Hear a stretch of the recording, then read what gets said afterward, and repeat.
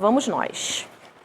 Então hoje, pessoal, a gente vai conversar um pouquinho sobre o capítulo 16. Meu Deus, materializaram pessoas na minha frente. Boa noite. Boa noite. A gente vai conversar um pouquinho sobre o capítulo 16, tá? Não se pode servir a Deus e a Mamon. Vocês já ouviram falar desse capítulo? Quem é Mamon? Who is Mamon? Né? Mamon é o Deus, né, do material.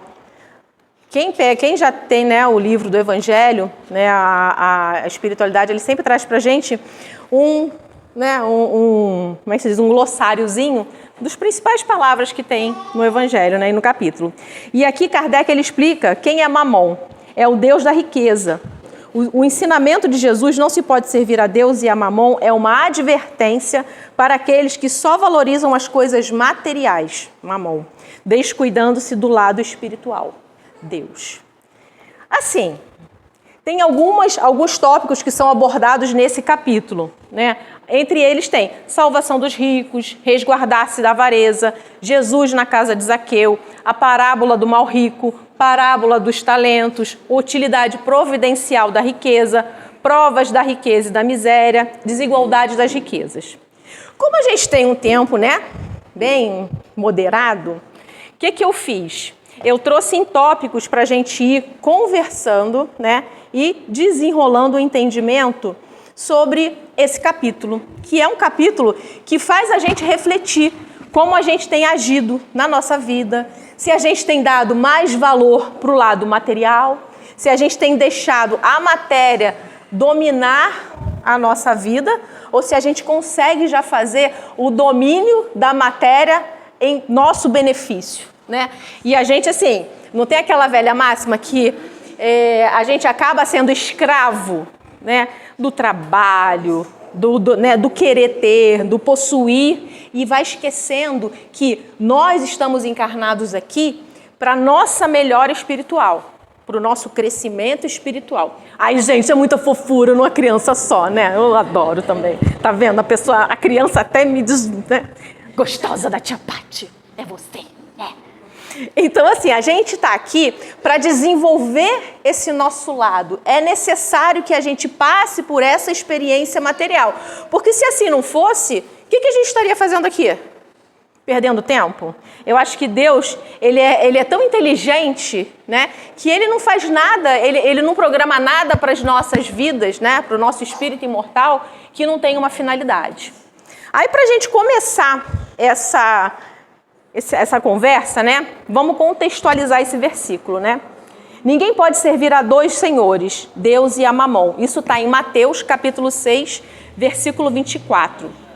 Como eu expliquei para vocês, Mamon, né, é o Deus da riqueza, é o Deus da matéria, é aquele Deus que, né, as pessoas veneravam, né, quanto mais tinham, mais veneravam para possuir mais. Hoje em dia isso não acontece, né, gente? Só foi lá antes, né, de Jesus, mais de 4.000 anos atrás. Hoje em dia ninguém vive assim, vive? Hã? Sim ou não? Sim. Ai, quem viu Silvio Santos? Sim, não. Hoje em dia a gente ainda continua, né, nesse templo, né, das perdições materiais.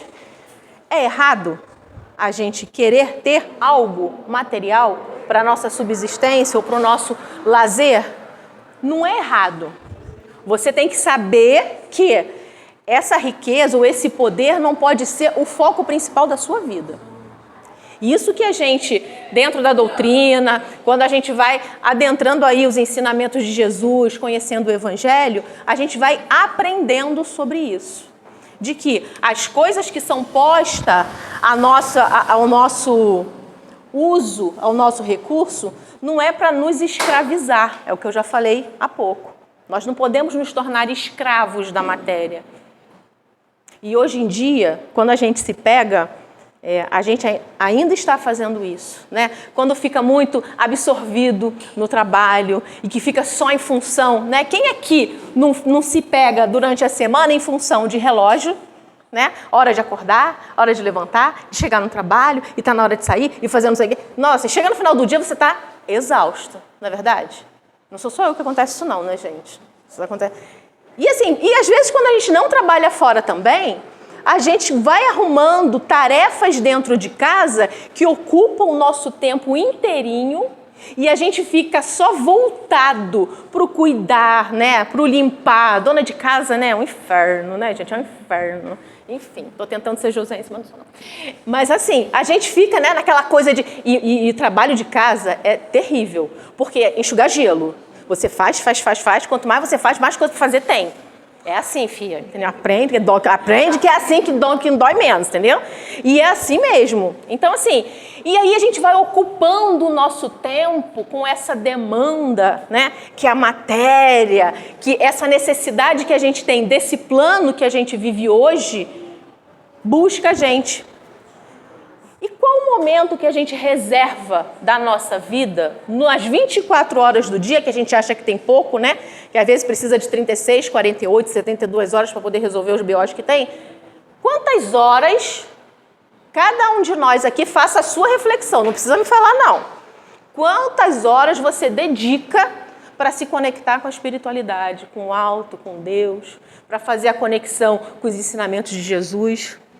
Pô, Patrícia, quarta-feira de 7h30, 8h30 da noite, tá bom para você? É, bom não tá. Bom não tá, né? Mas melhor do que nada, não é verdade? Mas nós precisamos fazer o quê? Organizar o nosso dia, a nossa agenda, a nossa semana, o nosso ano e separar momentos para fazer essa conexão, para realmente entender qual é o nosso propósito maior. Será que o nosso propósito é estudar, arrumar um trabalho, comprar uma casa, ter um carro? Será que o nosso propósito é só isso? Deixa eu falar um negócio para vocês. Não sei se vocês sabem. Eu acho que eu vou contar uma novidade para todo mundo. Todo mundo aqui vai desencarnar. Tá sabendo disso, né? Mais dia, menos dia, a cidade do pé junto chama a gente. Mentira. O plano espiritual a gente retorna a ele. Nós retornamos. Tudo isso que nós temos, né? Tudo que nós possuímos, fica aí. Outro aviso, caixão não tem gaveta, plano espiritual não aceita Pix, não adianta. Aquela mesada guardada, que assim, não vale não. Não, aquele dinheirinho na poupança, não, aquele carrinho que a gente gosta tanto, né? Que a gente fica chateado quando alguém encosta, né? Quando você vai no estacionamento, deram uma tapa no retrovisor e fala, nossa senhora, né? Nada disso segue com a gente. Tudo isso fica. Outra coisa que fica, corpício fica também, graças a Deus, né? Que aí o próximo vem repaginado, ou não. Depende de como a gente usa esse que a gente está usando agora. Faz parte também, né? Tem que cuidar de forma a merecer um turbinado na próxima. Essa é a minha esperança. Essa é a minha esperança, eu espero por isso. Mas brincadeiras à parte, né? O que a gente leva com a gente depois que a gente desencarna? Hã? A alma. O que é a alma para você? Opa! Aí, ó, temos uma definição dentro do Livro dos Espíritos, Kardec, alma. Que sabe o que é alma? O espírito encarnado. Quando a gente está encarnado, nosso espírito tem uma alma. Quando a gente desencarna, nós voltamos a ser espírito, que não tem a ligação com a matéria, né? Vai ter aí o perispírito, que ainda fica um certo tempo, porque é uma matéria mais etérea, enfim. Ainda, para nós, é alguma coisa, né, tangível, mas para os espíritos, eles explicam que para eles ainda é uma matéria muito grosseira. Para a gente não vê, mas para eles é grosseira. Olha que coisa, né, gente? O que mais me fascina é de saber que no plano espiritual, você, né, só de pensar, você já se desloca. Imagina.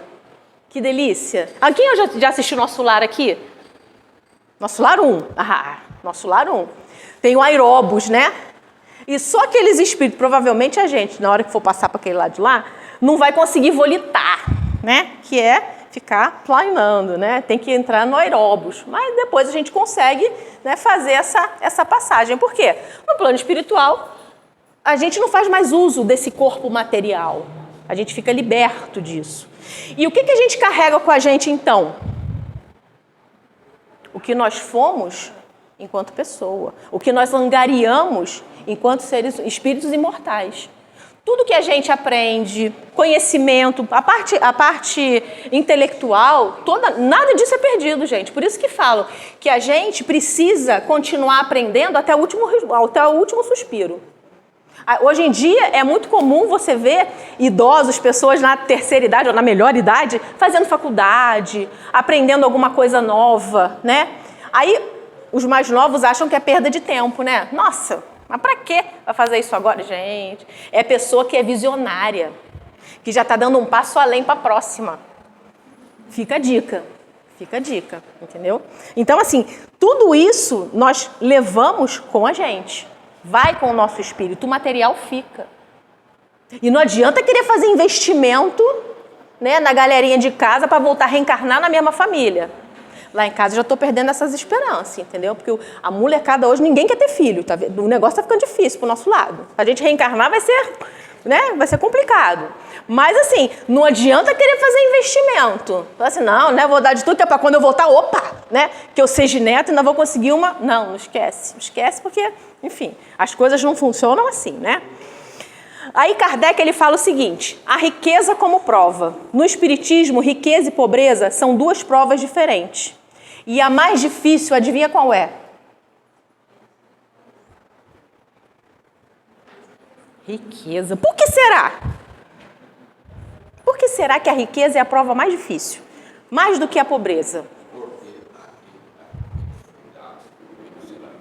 Perfeito, também. Exatamente.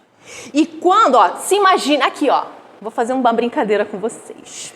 Imagina que você ganhou na Mega Sena, hoje, aquela bolada, Mega Sena da virada, parruda, bonita, que todo mundo fica louco, fazendo 1000 planos.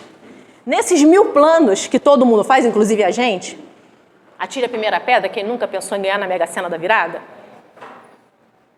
Nesses planos todos, Deus está no meio?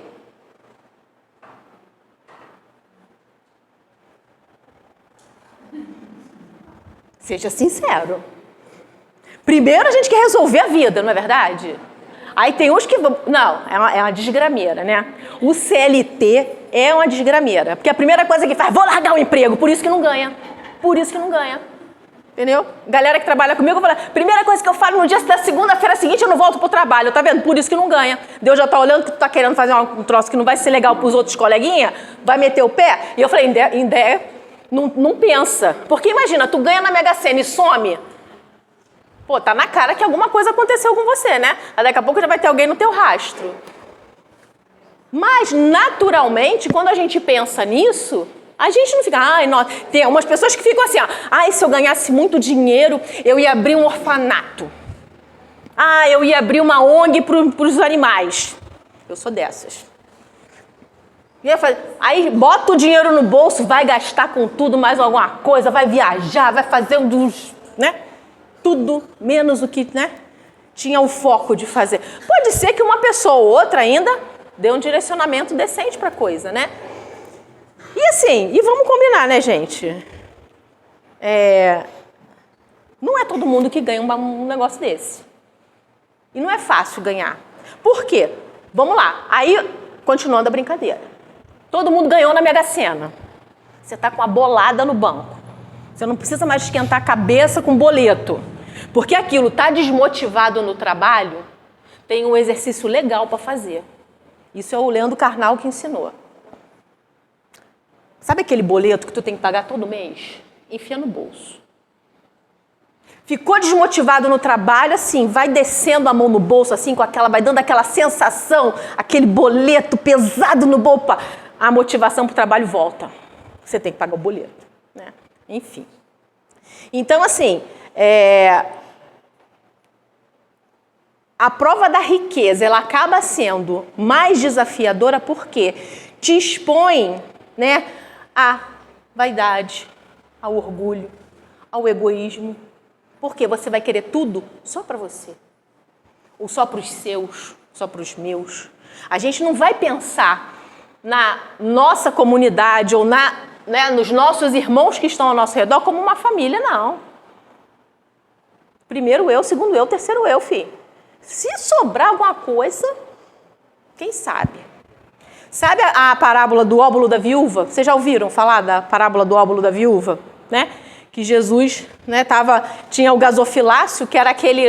Era como se fosse um laguinho, né, artificial, que as pessoas jogavam moedas, né, nesse local, e depois essas moedas eram recolhidas para auxiliar os pobres que não tinham recurso. E assim, os fariseus, né, os doutores da lei, toda aquela pompa e circunstância da época, jogava, né, as moedas, né, então as dracmas, isso e aquilo, jogava assim na fartura. Aí Jesus estava lá, Jesus como bom observador que era, viu uma mulher chegar e ela pegou uma dracma, que era uma medida, né, de valor da época muito, muito módica, era uma coisa tipo centavos, tá? E ela pegou aquela única dracma que ela tinha e ela colocou lá. E Jesus estava com os apóstolos e falou: vocês estão vendo o que acabou de acontecer? Agora é na minha narrativa, tá? Vocês estão vendo o que acabou de acontecer? Os fariseus, todo o restante do povo que veio e colocou, né, o que sobrava do que eles tinham nos bolsos. Tá vendo aquela mulher? Ela colocou o que vai fazer falta para ela comer. E então eu digo a vocês que a doação que mais valeu foi a dela. Porque ela tirou do que ia faltar para ela. E ela doou. Esse foi o ensinamento, né, do óbolo da viúva. Que às vezes é muito fácil, assim, existem dois tipos de caridade. Caridade material e a caridade moral. A caridade material, às vezes a gente se pega, mas eu não gosto, Patrícia, de ficar dando nada para ninguém na rua. Porque, sei lá, vamos supor, vem uma pessoa me pedir alguma coisa, vai beber, vai usar droga, vai fazer isso, vai fazer aquilo. Eu parto da seguinte, assim, eu interpreto da seguinte forma quando isso acontece comigo. A minha intenção é ajudar com o que eu posso. O que a pessoa vai fazer com o que eu estou doando para ela naquele momento, seja o que for, seja um alimento, seja uma quantia em dinheiro, o problema é dela, não é meu. Não cabe a mim julgar o que ela vai fazer. Primeiro, eu não estou na situação dela. Eu estou numa situação confortável. Geralmente a gente está dentro do nosso carro com o ar-condicionado ligado, né? A gente tem a nossa casa, a nossa cama quentinha, a nossa comida, né?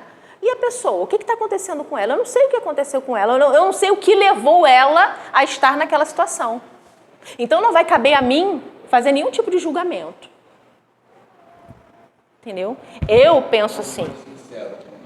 Não foi sincero. Tá vendo? Foi sincero, né? Você deu e, cara, tudo...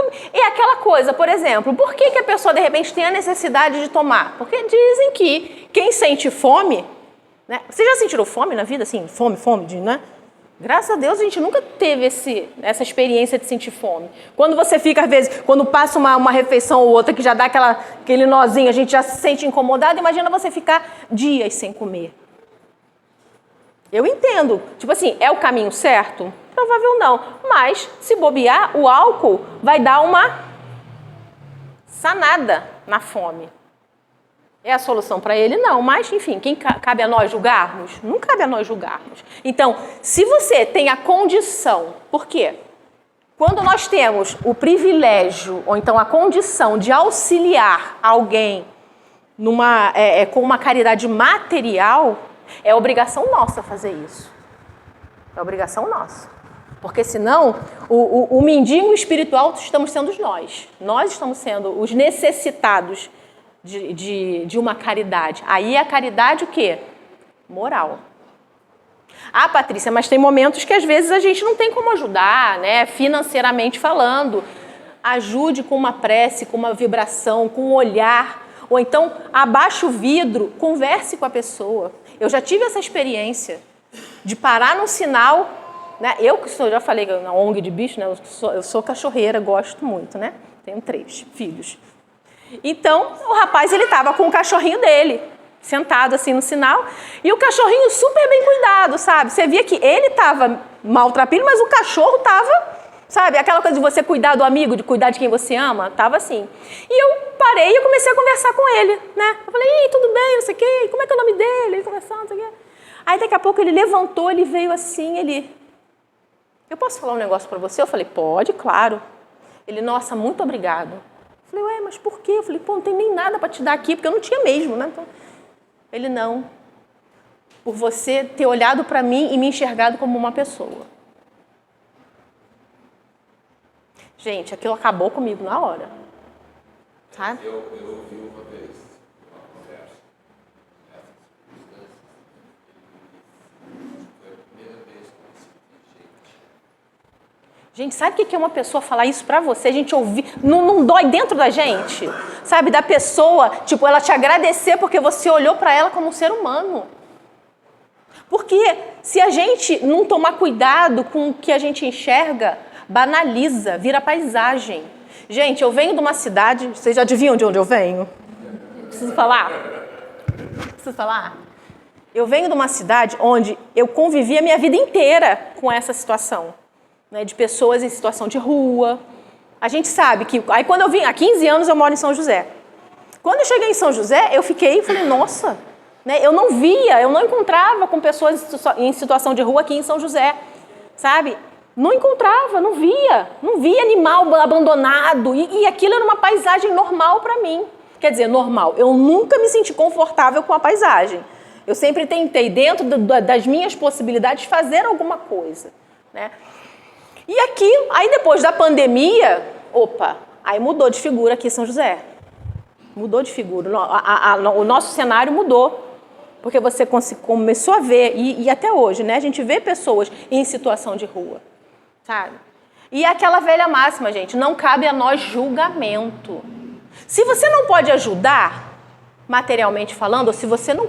Cara, faz uma vibração, manda uma mensagem de amor, que alguém venha, por exemplo, a gente tem muita casa espírita, igreja evangélica, igreja católica, fazendo ações para auxiliar esses irmãos em situação de rua. Seja fornecendo um lanche, uma marmita, tem um colega que ele trabalha com banho e vida. Imagina você não poder tomar banho. Gente, isso para mim é... Imagina, sabe? E assim, e as pessoas ficam, sabe, por um banho. Você vê que elas se transformam, um corte de cabelo, sabe? Uma parada de unha. Olha, é o básico pra gente, não é básico pra gente, mas, gente, falta pra muita gente isso. Então, se isso começar a se tornar pra nós uma paisagem normal, você está virando um mendigo moral. Você está deixando, tipo assim, você está deixando de fomentar o seu lado espiritual. Não estou falando para todo mundo sair daqui hoje e sair, não, mas perceba como que você vem agindo em relação a isso, o que você vem fazendo. Sabe? Às vezes a gente tem campanhas de arrecadação de roupa, de sapato, daqui a pouco a gente está entrando no inverno de agasalho, de coberta, né? A gente tem o nosso amigo Márcio, que faz entrevista aqui, ele trabalha, né, com os irmãos em situação de rua. Às vezes, é o que ele sempre fala, eles só querem conversar. Só querem conversar, não querem nada, não querem comida, não, só quer conversar. E quem de nós aqui não pode fazer isso? Despender um tempo para ouvir. Aí, beleza, para eu exercitar essa caridade moral, é só na rua que eu vou fazer isso? É só na rua que eu posso fazer isso? É só na rua que eu posso fazer isso? Ouvir alguém? Não, né? Às vezes a gente tem alguém precisando ser ouvido do nosso lado, dentro da nossa casa, e a gente não está enxergando. E a gente não está dando o valor devido. Às vezes no nosso ambiente de trabalho, né? Geralmente aquele colega cri-cri, pode ter certeza, tem alguma carência ali que ainda não foi identificada, né? E que às vezes é uma escuta, porque a gente gosta muito de falar, né? Ouvir, nem sempre. A gente gosta de ouvir as coisas que agradam ao nosso coração, não é verdade? Ó, a risadinha. É verdade. Às vezes você vai ouvir de quem está do seu lado, algo não é uma repreensão, mas é uma atenção. Por isso que falo, né? Se vierem falar mal de você, você tem duas ações que você pode fazer. Primeiro, você vai parar, você vai ouvir. O que a pessoa está falando para você? É verdade para você? Faz sentido para você? Ah, você sei lá, é fofoqueira? Usa de maledicência, é uma palavra mais, né, mais bonita do que fofoqueira, né? Usa de maledicência para com os outros, né? Putz, eu não costumo fazer isso. Se eu não costumo fazer isso, cara, deixa a pessoa falar. O que ela vai falar? Mas se ela falou e reflete no que eu sou, opa, peraí, verdade. O que a Rê falou pra mim tem todo sentido. Eu tô falando muito mal dos outros. Então tem que começar a melhorar essa minha vontade de maldizer os outros, quer dizer mal sobre os outros. E começar a transformar, né, esse nosso mau hábito. Né? E às vezes a gente deixa se levar pela coletividade, não é verdade? Um começa a meter malho, tipo assim, imagina, não vou nem falar, né? Começou a meter malho num coleguinha, todo mundo, né? Sempre tem um para tacar uma pedra além. Então, assim, a caridade moral, ela é uma necessidade que a gente tem que exercitar todos os dias. Todos os dias. A material, ela é mais fácil e necessária. Lembre-se, é necessário. Porque quem não tem nada, qualquer coisa que você vá dispor de si para aquela pessoa que não tem nada, já vai ter um valor absurdo. Entendeu? Seguindo aqui. Tá vendo, gente? É muita coisa para pouco tempo. Aí fica difícil, né? Desapego não é abrir mão de tudo. É saber que nada é seu para sempre. Olha isso, gente. Vem comigo. Desapego não é abrir mão de tudo. É saber que nada é seu para sempre. Inclusive, esposa, esposo, companheiro, companheira, filho, pai, mãe. Nada é para sempre. Tudo tem um tempo para acontecer. E às vezes a gente se pega muito, né? Apegado, né? Isso é uma redundância. Se sente muito ali, absorvido por aquela situação. E a gente tem que começar, já que estamos numa casa espírita, acreditamos na reencarnação, que é um pilar da doutrina espírita, né? Eu sei que tudo isso que eu vivo e que eu possuo nesse momento é tudo transitório. É tudo que faz parte dessa experiência que nós precisamos viver. A família que nós temos. Ninguém aqui nasceu na família errada, tá? Deixa eu logo avisar. Ninguém tem o pai e a mãe. Nossa, errou o CEP. Caí numa família que não tem nada a ver comigo. Todo mundo está na família que precisa. Que precisa. Com o pai e a mãe que precisa. Com o companheiro ou com a companheira que precisa. Com os filhos que precisa. Ninguém caiu de paraquedas em lugar nenhum. Isso é uma coisa que a gente precisa ter muito nítido na nossa cabeça. O que a gente precisa fazer é... Qual o objetivo de eu estar nessa situação? Ou convivendo com essas pessoas? Porque se a gente sabe que a reencarnação, ela faz parte do nosso processo de evolução, e Deus é infinitamente bom e justo com cada um de nós, Ele nos dá oportunidade de corrigenda com aqueles seres, com aqueles espíritos que estiveram com a gente em momentos anteriores e que a gente precisa ajustar a nossa rota. Né, Belinha? Olha que delícia, gente. Que gostoso do diamante, não é verdade? Quem que olhando uma criança... Quem que olhando uma criança fofa, feita essa garota, né, gostosa do meu coração, vai imaginar, acreditem no que eu vou falar. Só o corpinho que é pequenininho, gente. O espírito que está aqui, ó, já veio de experiências pregressas. A gente não sabe qual é a bagagem que ela está trazendo, mas ela está trazendo uma bagagem com ela. Ó, tá vendo? Ela está trazendo uma bagagem. Não é, Bela? Está trazendo uma bagagem com ela. Todos nós já fomos assim. Bebês, crianças, crescemos, né? E vamos voltar a ser várias e várias vezes. E todas as experiências que a gente estiver vivendo vão vir junto com a gente. E a Belinha não tem as mães que ela tem por acaso. Não, não tem. A família que ela veio hoje é a família que ela precisa. E cada um de nós. O que a gente precisa é começar a entender. Nossa, mas Patrícia, pelo amor de Deus. Isso não acontece, só acontece lá no Rio de Janeiro. Tá vendo? A minha família, se você conhecesse, nossa Senhora, só tem gente desafiadora. Difícil jamais. PNL já fala, né? É desafiador. Difícil nunca mais. Só tem catiço na minha família, que não me deixa em paz. Por que que eu nasci nessa família? Por que que eu tô ali?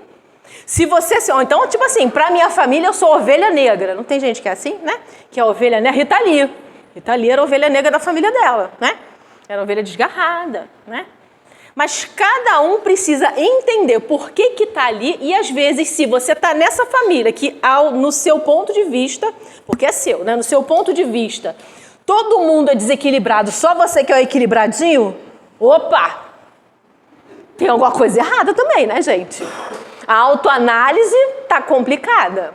Mas às vezes pode até ser, né? Realmente é todo mundo meio... e a pessoa ali é mais centrada, é aquela que procurou alguma coisa assim um pouco mais estruturada. De repente você está nessa família para auxiliar aquelas pessoas a se centrarem, a se estruturarem, a olharem de forma clara para as coisas. Ao invés de você olhar e pensar que, nossa, eu precisava estar longe dessas pessoas, preciso ficar longe. Não. Às vezes você precisa ficar perto. Tem momentos, sim, que tem pessoas, né, que eu falo, as pessoas tóxicas. E às vezes essas pessoas tóxicas podem ser pai, mãe, filho. Não tem ordem para isso. E às vezes a gente precisa, sim, de um afastamento. Até para a nossa sanidade mental, né? Porque senão o negócio fica tenso. Mas não é porque você se afastou momentâneo, temporariamente, que esse vínculo se rompe, não. E a gente pode continuar, a gente pode tratar essa diferença à distância. Quem me conhece aqui sabe que eu trabalho com evangelização infantil, né, aqui na casa.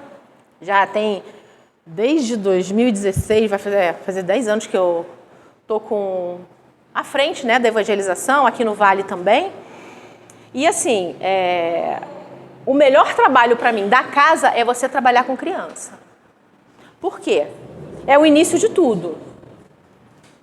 Aqui você consegue trabalhar o quê? Esse espírito imortal, no caso da Bela. Até os 7 anos de idade, ela está fazendo a conexão ainda com o plano espiritual. Então, ela tem uma ligação ainda muito forte com a espiritualidade, né? E você consegue já incutir nesse espírito recém-encarnado valores, né, e tendências que, de repente, em encarnações anteriores, para ela, foi desafiadora. Tipo, contato com o Evangelho de Jesus, você ensinar sobre fraternidade, amor, né? O compartilhar, você fornecer isso para a criança, né? Para que ela venha desenvolvendo isso e você trazer a moral, né? A moral do Evangelho de Jesus, né? A luz da doutrina para essas crianças, gente, é uma coisa assim indescritível, indescritível. Porque você vê mudança. Como eu já estou há esse tempinho, eu já peguei, né, evangelizando o meu, que eu sempre evangelizei de 6, 7 anos, agora eu estou com de 4 e agora daqui a pouco eu vou passar para essa turminha aqui, né, de 0 a 3 anos, né? E... não quer não? Ih, gente, olha tá vendo? Ó, já está se rebelando, a situação nem começou, já está se rebelando.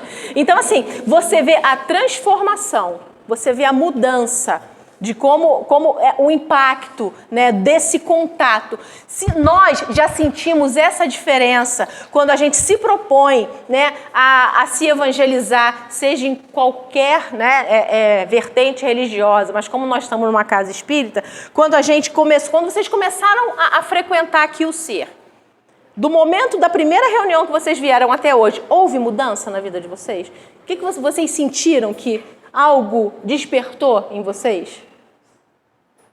Por isso que o convite da Cléo, quando ela falou da escola, a escola, né, A nossa casa ela é afiliada à Aliança Espírita Evangélica. É um braço da federação, enfim, tudo é doutrina espírita, né? O que diferencia são as formas de como a gente faz os estudos, faz o desenvolvimento, né, dentro da casa, a organização dentro da casa. Mas tudo é doutrina espírita. E a Escola de Aprendizes do Evangelho, ela é uma que a gente chama de uma escola iniciática, onde você começa o teu processo, né, de autodescobrimento e de transformação. É a tal da reforma íntima que a gente faz. E isso, depois que você começa, não tem fim. A reforma ela é constante, né? Eu brigo, eu já estou na minha terceira escola, olha isso, repetente, né? Mas não, já estou como aluna e 2 como secretária de escola. E a cada nova aula, né, eu vou aprendendo coisas que parecia que eu nunca tinha assistido aquela aula. Entendeu? Então, assim, para quem não conhece, para quem tem vontade de se aprofundar, porque, assim, a assistência espiritual, a preleção, tudo isso que a gente aprende, né, quando a gente está aqui na assistência, é só uma pincelada do que você aprende, né, dentro da escola. Porque tem toda essa parte, né, histórica de Jesus, tudo eu falo. Antes eu falava que eu era católica, apostólica romana, sem saber o que era isso. Eu só repetia, que nem um papagaio, né? E não sabia nada de evangelho, né, Novo Testamento, Antigo Testamento, nada disso. Hoje em dia eu entendo muito mais, né, e faz muito mais sentido para mim, porque está tudo entrelaçado. Tudo entrelaçado, o Antigo Testamento, o Novo Testamento, né?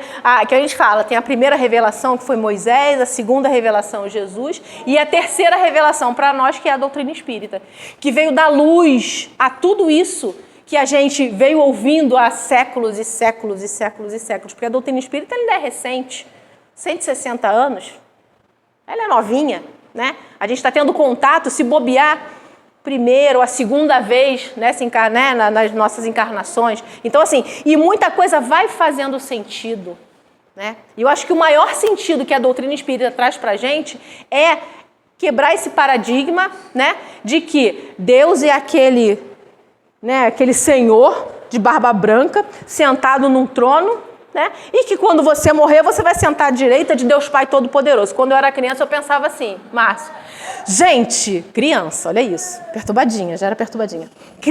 Como que até eu morrer não tem lugar para eu sentar do lado dele, gente? Porque já morreu tanta gente na minha frente, eu pensava isso.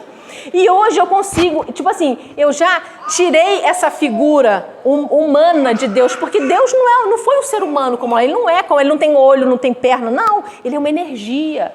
Ele criou tudo. E à medida que a gente vai crescendo, se desenvolvendo espiritualmente, a gente vai entendendo e vai fazendo mais sentido, né, sobre essa energia que é Deus. De você olhar para o universo. Gente, é a gente achar que é muita coisa sermos só nós nesse planetinha, né, de terceira grandeza, um planetinha de nada, que é o planeta Terra, visto a imensidão do universo.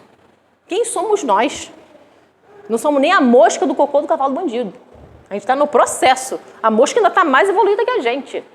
Acreditem, entendeu? Então, assim, começa a fazer mais sentido. Então, à medida que a gente vai ouvindo as coisas aqui, a gente vai querendo buscar mais, a gente precisa ser direcionado e entender aonde a gente vai aprender mais, né, sobre a doutrina, sobre o Evangelho de Jesus. Então, assim, o convite que a Cléo fez, para quem se sentir tocado, eu falo para vocês, venham fazer parte de uma escola de aprendizes do Evangelho, porque a gente se transforma. E as coisas começam a fazer mais sentido na nossa vida.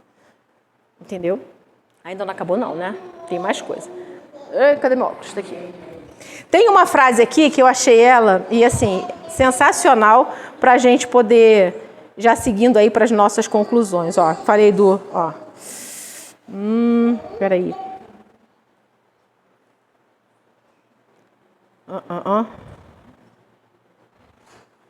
Ó. Papa. Nossa, cadê agora, gente? A caridade material é um meio, a caridade moral é um fim. O meio é a caridade material.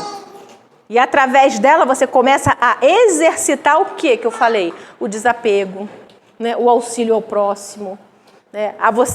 A combater em você o egoísmo e o orgulho, né? Quando a gente fala, né, em caridade material e caridade moral, eu não consigo não falar do meu amigo Márcio e do Fraternidade Sem Fronteira. Quem conhece aqui a ONG Fraternidade Sem Fronteira? Já teve acesso, já viu alguma coisa sobre? Conhecem? É uma ONG, né? Ela foi idealizada por um ser humano iluminado, né? O Wagner Moura, que não é o ator, tá, gente? É só o nome que é parecido, mas não tem nada a ver. O Wagner Moura, ele sempre teve essa coisa dentro dele, ele conta a história, né? De querer ajudar a gente. Ele é espírita, mas a Fraternidade Sem Fronteira, ela não tem vínculo religioso. Até mesmo para poder não limitar a própria ONG, né? E ele sempre se sentiu muito tocado em auxiliar as pessoas, ele sempre trabalhou dentro do movimento, auxiliando, coisa e tal. Só que ele falava que tinha alguma coisa dentro dele que gritava muito forte, que era, né, a África. A África sempre falou muito ao coração dele. E ele sempre naquela coisa de se sentindo em dívida e ter que fazer alguma coisa para auxiliar os amigos lá da África. E aí, tem quantos anos já a fraternidade, Márcio? Uns 15? 17 anos, né? Ele começou com o processo do Fraternidade Sem Fronteira. Hoje ele tá morando lá agora, né, Márcio? Ele mora lá tá no Malawi, né? E ele fez esse projeto para auxiliar esse... Gente, a gente... Se vocês entrarem no Instagram, vocês vão acompanhar. Ele fez... O que mais me tocou desses últimos tempos foi a retirada dos órfãos do Congo, que o Congo está sofrendo uma guerra civil, assim, sem precedentes, né? E eles estavam, assim, massacrando todo mundo que estava vindo pela frente, inclusive crianças, né? E eles já tinham, a Fraternidade Sem Fronteiras já tinha montado uma aldeia lá toda estruturada para cuidar dos órfãos do Congo, né? E ele teve que sair às pressas, largar tudo para trás, sair às pressas com as crianças, né, do Congo para um outro país para poder salvar as crianças. Ele salvou quase 400 crianças, não foi, Márcio? Ele fez essa movimentação e teve como é que diz, uma mobilização muito grande, né, das pessoas ajudando para que ele tivesse recurso para fazer esse transporte das crianças. E, gente, é impossível, né, você assistir a um vídeo do Fraternidade, você ver no olhar daquelas crianças, o Márcio teve lá, ele vivenciou, que eu falei, eu viajei junto com ele, eu ainda não fui, mas... uma meta minha ir fazer uma caravana do Fraternidade, né? De você ver no olhar daquelas crianças a gratidão. De uma criança que não tem pai, não tem nada. Gente, eles não têm nada. E você vê o sorriso de felicidade, né? De gratidão e de amor que ele tem com aquelas pessoas que vão ali para cuidar deles, sabe? Então, é o mínimo que nós podemos fazer para auxiliar a melhora do nosso planeta. É auxiliar aquele que menos tem. Aquele que às vezes precisa que você só dedique um pouco do teu tempo. Por isso, lá tem as caravanas de saúde, caravana da educação, que você, mas eu não sei fazer nada. Pô, mas você não sabe cuidar, você não sabe dar banho numa criança? Você sabe fazer alguma coisa. Então você vai ser útil lá, se você fizer uma caravana, se você for participar. Pô, Patrícia, mas eu não posso. Não tem problema. Se você não pode, você pode fazer, a gente pode fazer, adotar as crianças, né? Você por mês doar, pelo R$50, gente, não é nem uma pizza. Você consegue, com R$50, você mantém uma criança na África, com comida, com estudo, com tudo. Eles já têm lá as crianças que começaram no projeto e hoje já estão se formando na faculdade. E voltaram para dentro do projeto para poder auxiliar aquelas outras crianças que estão lá. Então, é uma corrente do bem, é uma corrente incessante. Então, a gente tem capacidade para fazer isso. A gente pode usar o material em prol de um benefício do nosso planeta como um todo. E não é uma coisa, não é um vislumbre, não é ser uma coisa visual, todo mundo tem que ser um Wagner Moura. Não. A gente pode fazer a diferença no ambiente que a gente está. No nosso micro-universo. E a gente pode expandir isso. E cada vez mais abarcar, né, pessoas e instituições, inclusive, para poder fazer esse auxílio. Então, assim, quantos de nós ainda... Aí a pergunta que não quer calar, a pergunta de $1 milhão.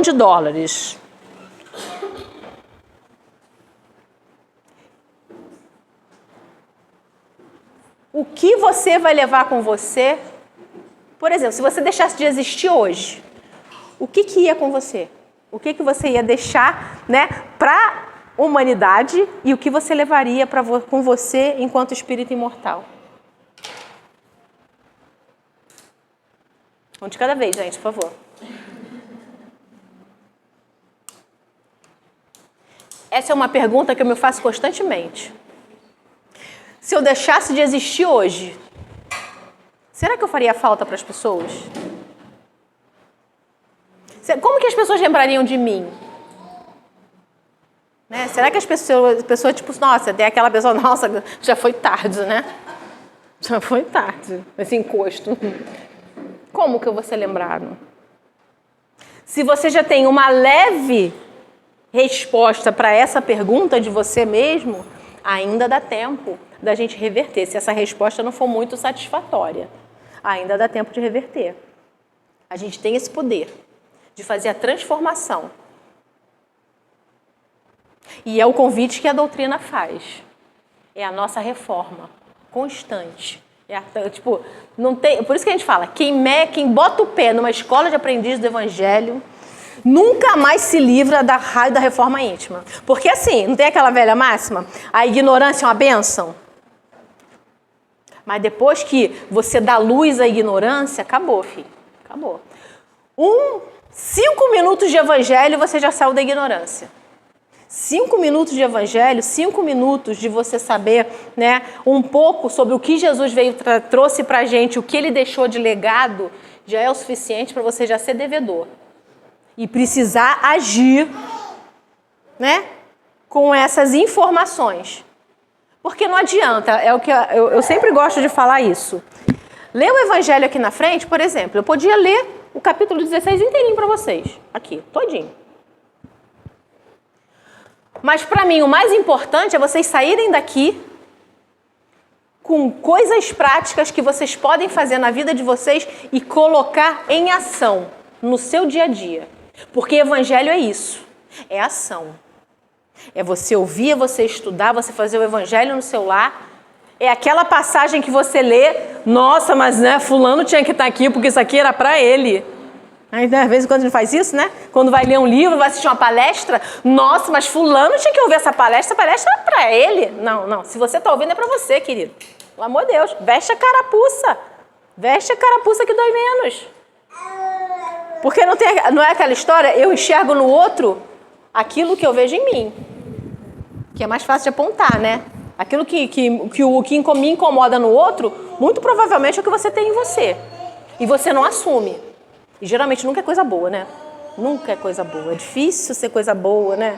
Ah, meu amigo simpático, nunca é. Nossa, olha como é que ele é, ele fica fazendo isso e aquilo. Não, nunca é legal. Sempre é né? Aquela coleguinha chata, né? Será que eu não sou chata também? A gente não faz essa pergunta pra gente, a gente não faz. Porque a gente não quer essa resposta, não é verdade? Como que eu vou fazer uma pergunta pra mim que eu não quero saber a resposta verdadeira? Por isso que às vezes é melhor você ter um inimigo do teu lado falando o que você precisa ouvir do que você ter um amigo passando a mão na tua cabeça. Que o amigo passando a mão na tua cabeça, ele tá te tolindo. O inimigo não, ele tá futucando ali a tua ferida. E se tá doendo é porque é verdade. Não é verdade? Dói na gente, por quê? Porque é verdade. Então que a gente saia daqui hoje colocando em prática e trazendo, tipo, quando a gente traz esse exemplo de Jesus, como eu falei para vocês, do óbolo da viúva, da parábola dos talentos, que está nesse capítulo também, eu convido a todos vocês, leiam o capítulo antes de dormir, para vocês fazerem a imersão e a reflexão do que a gente falou aqui. E a parábola dos talentos, o que ela vem mostrar para você, para a gente? Cada um de nós aqui, né, foi agraciado, né, com um talento. E o que eu tenho feito com esse talento? Né? Eu tenho enterrado ele na terra? Ou eu tenho feito ele dar frutos a 1 por 3, entendeu? E a multiplicar eles? Eu estou fazendo o que com o meu talento? Porque na parábola tem aquele servo que o Senhor dá um talento para ele e ele, com medo da represália do Senhor, ele enterra. Quando o Senhor volta, ele devolve 1 talento. Aquele outro recebeu 2 talentos. Aí ele vai e faz o quê? Aplica, trabalha e devolve 4 talentos. E assim vai. Aí quando o Senhor volta, né, cada um vai vai entregando, né, para o Senhor o talento que multiplicou e coisa e tal, muito será dado. Aquele, né, que muito... Mas tem também aquele ditado, né, que quanto mais você fornecer, mais você vai ter também. Muito vai ser dado para você produzir mais. E aquele que enterrou, né, aí na parábola, porque a parábola a gente tem que entender que é uma história que ela tem o sentido figurado. Hoje em dia a gente consegue extrair da parábola que Jesus contava uma profundidade da letra, né? Então, esse que enterrou, que ficou com medo, é aquele que, por exemplo, aí dentro do Evangelho ele faz, por exemplo, nós que hoje temos o conhecimento da doutrina espírita, é obrigação nossa colocar em prática o que a gente aprende aqui, o quê? Para poder multiplicar e fazer as outras pessoas que não conhecem, conhecerem e entenderem sobre a doutrina também, sobre a imortalidade do espírito, sobre as vidas sucessivas, né? Não adianta eu querer ter esse conhecimento só para mim, eu enterrei meu talento. Eu não estou compartilhando ele, eu não estou fazendo ele frutificar e ele poder ser espalhado para mais pessoas. Porque se é uma coisa que faz bem para mim, vai fazer bem para você, vai fazer bem para você, vai fazer bem para todo o resto. E às vezes tem aquelas pessoas que são, precisa às vezes só de uma palavra, né, de um esclarecimento para poder mudar uma atitude. Teve agora há pouco tempo, eu ouvi uma história, eu acho que ela foi verídica, que teve uma... foi uma história que eu ouvi. Que uma pessoa, ela estava certa em se suicidar. Ela ia, naquele dia ela estava resolvida em tirar a própria vida. E ela falou, se no caminho que eu estiver indo para acabar com a minha vida, se uma pessoa olhar para mim, sorrir e falar comigo, eu dou meia volta e volto para casa. E ela tinha deixado um bilhete escrito. Isso, era um senhor, foi uma história mesmo, era um senhor que ele trabalhava com famílias, né, que tinham tido casos de suicídio, e ele assim, ele tentava, ia lá, às vezes aquela pessoa não tinha ninguém, e ele ia lá pegar os bens da pessoa, ver o que a pessoa tinha, e tinha, numa dessas casas que ele foi, tinha um bilhete, que a pessoa, o homem dessa casa falou, olha, eu estou indo, né, cometer o ato, e se eu encontrar alguém no caminho, eu volto. Só que ele não encontrou ninguém. E ele se suicidou. Olha como faz diferença a gente olhar para as pessoas na rua, a gente ser solícito, a gente ser agradável, sabe? A gente dar um bom dia, boa tarde, boa noite, muito obrigado. Por isso que na evangelização a gente trabalha com as crianças, que são as palavrinhas mágicas, né? Por favor, com licença, muito obrigado, né? E desculpa. A gente precisa olhar o outro como um ser humano como a gente. E às vezes faz a diferença. Como a gente falou, de você só olhar para a pessoa, só você direcionar, sabe? Que é tão legal, né? Você andar eu sou dessas, né, gente? Deu um oi para mim, já era. Deu um oi para mim, é um abraço. E às vezes eu fico chateada no condomínio que eu moro há 15 anos.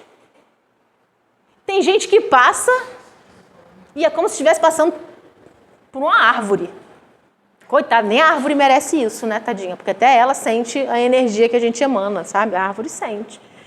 E eu fico tão chateada, porque aquilo me dá eu fico, nossa, mas o que deve estar faltando? Porque às vezes está faltando para a pessoa. Mas tudo bem. A hora que ela quiser olhar para mim, né, e sorrir, eu vou estar pronta ali para dar um sorriso. E que a gente possa fazer isso, que nós sejamos agentes, né, dessa felicidade. Porque eu tenho mania de olhar para cá, porque a outra casa que eu frequento tem uma foto de Jesus aqui. Eu fico olhando, estou procurando a foto. A gente tem que fazer como Jesus fazia. Hoje, eu só consigo enxergar Jesus com um sorriso desse tamanho. Quem já viu The Chosen aqui, ou está acompanhando? Está todo mundo vendo The Chosen? Os Escolhidos? Gente, para mim, Jesus é aquele menino, gente. Aquela, sabe, simpático, rindo, interagindo. Porque ele esteve encarnado como a gente. Ele esteve no nosso meio. Ele vivenciou as experiências. Porque ele precisava, assim, ele precisava passar por isso? Não. Mas ele passou porque nós precisávamos que ele passasse por isso. A gente está na Semana da Páscoa, né? Domingo foi o quê? Domingo de quê? Domingo de Ramos. O que é o Domingo de Ramos? Alguém sabe? O que é o Domingo de Ramos? A entrada dele em Jerusalém como o quê? Como o quê? Ele estava sendo saudado como Messias, que estava nas profecias do Antigo Testamento, como Messias do Antigo Testamento, que adentraria, porque o povo judeu, eles estavam ávidos, né, pela libertação, porque eles já eram escravos desde o Egito. Né? Teve 40 anos Moisés no deserto para poder, né, libertar eles. Por isso, da comemoração da Páscoa, a origem da comemoração da Páscoa é o quê? É a libertação do povo, né, da escravidão dos egípcios. Né?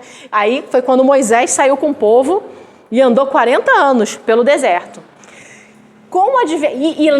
No Antigo Testamento, né, o Messias que salvaria o povo para a terra prometida entraria no templo em Jerusalém, sentado num burrinho e sendo ovacionado pela população e reconhecido como Messias. Por isso que Jesus, no domingo, né, que antecedeu a sexta-feira, né, derradeira, que ele entrou dando cumprimento a essa profecia. E quando o povo viu Jesus entrando, começou, é o Messias. Aí estenderam roupa para Jesus. Jesus, né, foi ovacionado, hosana nas alturas. É o Messias que veio libertar a gente. Para chegar na sexta-feira, né, teve o julgamento mais rápido da história, né? Não tinham acusação contra Jesus. Mesmo assim, ele foi condenado, foi julgado, condenado e crucificado. E a crucificação era a forma mais humilhante de morte. Porque só os ladrões, os homicidas, né? Só a galera mais pesada que era crucificada. E Jesus, a vida inteira dele, por isso que eu falo, gente, a gente precisa estudar o Antigo Testamento, o Novo Testamento, para você entender o que Jesus fez naqueles 3 anos que ele teve de vida pública. Porque ele viveu 30 anos no privado, 30 anos em família. E às vezes a gente fica querendo meter o pé da família. Olha a família voltando aí, gente. Ele viveu 30 anos com a família dele. Nem Jesus teve a família que ele achava que ele ia ter, coitado. Né? Nem os irmãos dele acreditavam que ele era quem ele era. Né? Para ele ter 3 anos de vida pública, e são só esses 3 anos de vida pública que a gente fala até hoje. Que a gente tem os evangelhos escritos, né, de quem vivenciou com ele. E o legal do The Chosen é que você vê materializado na tela tudo que você lê, né, no Evangelho, no Antigo Testamento e no Novo Testamento. Vai dando cumprimento. Jesus veio dar cumprimento àquelas profecias para mostrar para o povo que ele era o Messias. Que ele era quem os profetas já haviam dito que ele era. Só que naquela época, o que aconteceu? Até os discípulos que estavam com ele, né, ficaram com ele esses 3 anos, que eram amigos, né, na hora derradeira, meteram o pé, cada um foi para um lado, só João ficou no pé da cruz junto com Maria. O resto, coincidências à parte, João foi o único que morreu de morte natural. Foi o único que morreu de velhice. Em Patmos. Estava até preso, coitado. Assim, estava preso, foi solto, enfim. O resto foi de morte matada mesmo. Todos os 11. Entendeu? Mas assim, isso é coincidências, né? Coincidências da vida. Então, assim, a gente não pode achar que esse espírito que teve esses 3 anos e que mais de 2000 anos depois a gente está falando dele aqui e a gente tem ele como nosso exemplo, como nosso guia e modelo. Porque não adianta vocês quererem mirar em qualquer outra pessoa como guia e modelo para a vida de vocês. Tem que ser Jesus. Foi o único espírito puro encarnado na Terra.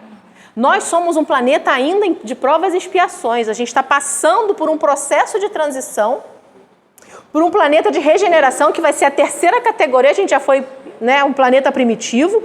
Hoje nós estamos aí na fase final de um planeta de provas e expiações e estamos passando para um nível de regeneração. O que é esse planeta de regeneração?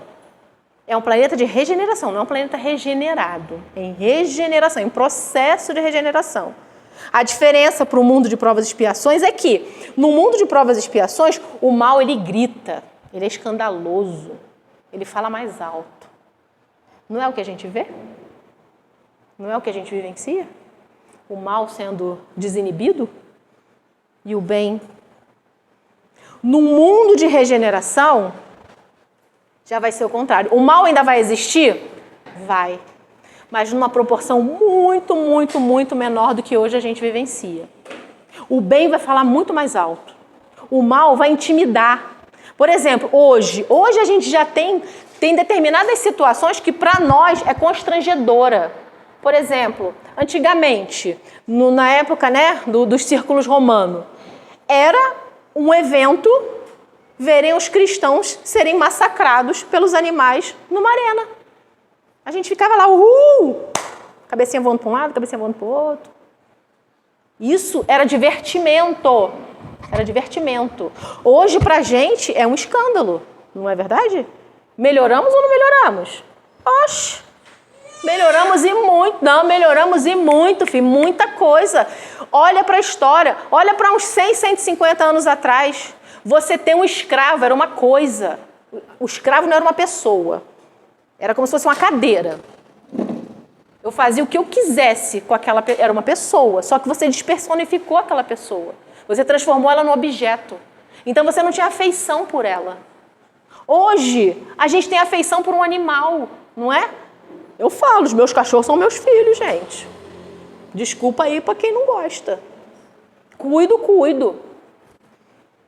Olha como nós mudamos. Olha como nós, sabe, transformamos sentimentos. Então, assim, eu sou uma pessoa extremamente otimista em dizer e repetir. A humanidade, ela é muito melhor do que ela já foi. O que a gente vê de maldade, na realidade, é uma parcela pequena frente a esses 8 bilhões de habitantes que tem dentro do planeta, gente. Se a gente fosse separar os malzinhos dos bonzinhos, gente, a gente ia ver que os malzinhos não são tantos. É porque eles são mais espalhafatosos. E o bem ainda dá uma murchadinha.